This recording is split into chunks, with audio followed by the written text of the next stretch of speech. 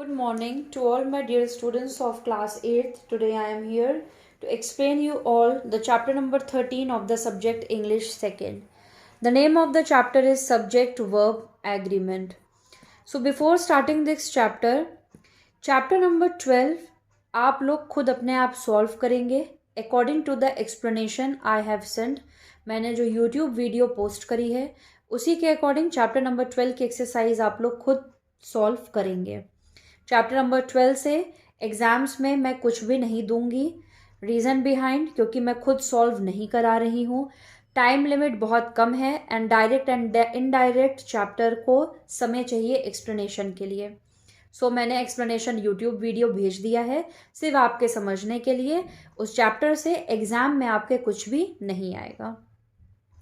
इस चैप्टर में हम पढ़ेंगे सब्जेक्ट वर्ब एग्रीमेंट. इसमें हम वो चीज़ें पढ़ेंगे कि क्या होता है. कई बार कुछ शब्द ऐसे होते हैं जिनके नाम को सुनने पे हमें लगता है ये दो हैं बट एक्चुअली में एक ही होते हैं. फॉर एग्जाम्पल कुछ सब्जेक्ट्स का नाम for like physics, like economics, like mathematics, ये है एक ही सब्जेक्ट लेकिन इनके बाद में एस लगा हुआ है जो सुनने में हमें लगता है प्लूरल है लेकिन होता क्या है ये सिंगुलर. ब्रेड एंड बटर एक ही डिश है, बोला हमने दो लेकिन है एक ही, इसीलिए ये सिंगुलर ही काउंट होगा. तो इन्हीं सब शब्दों को हम इस चैप्टर में समझेंगे. सो ये ऑलमोस्ट आप लोग जानते हैं कि सिंगुलर प्लूरल क्या होता है. सो इसी पे बेस्ड एक एक्सरसाइज, बहुत शॉर्ट सी एक्सरसाइज दी है, इसको फटाफट सॉल्व कर लेते हैं. Filling the blanks by choosing the correct form of the verbs given in the bracket. First, Shahid Singh and sons dash a well known sports company. एक स्पोर्ट्स कंपनी का नाम है शाहिद सिंह एंड सन्स. नाम एक ही है, ठीक है, सारे बच्चे लड़के उनके इंक्लूड हो रहे हैं लेकिन वो एक ही कंपनी है, इसीलिए is used for singular. 5 and 4 is 9. 5 and 4 को जब हम ऐड करेंगे तो एक ही नंबर बनेगा जो है 9. So is. This girl or that boy has thrown the stone.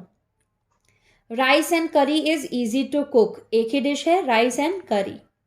Many dash called for interview, few dash selected. Many were called for interview, few was selected. Someone dash played a trick on you, has. Neither he nor they is to blame. Physics, अब ये आया, एक ही subject है, so was her favourite subject. The shorts have shrunk. Hard times एक book का नाम है, was written by Charles Dickens. So that's it. इस चैप्टर में बस इतना ही था. एक्सरसाइज को आप लोग कंप्लीट कर लीजिएगा.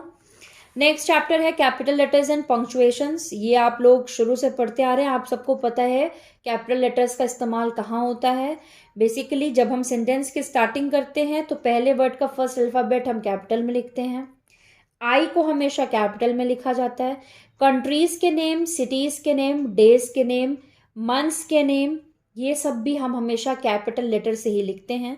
प्लैनेट्स के नाम हो गए, प्लैनेट्स के नाम में लेकिन अर्थ को हम कैपिटल में नहीं लिखते हैं.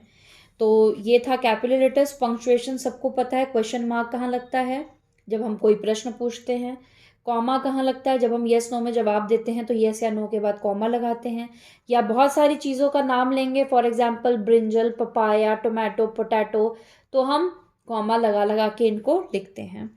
सो इस चैप्टर में से भी कुछ आना नहीं है, इसको भी आप लोग खुद ही सॉल्व करेंगे.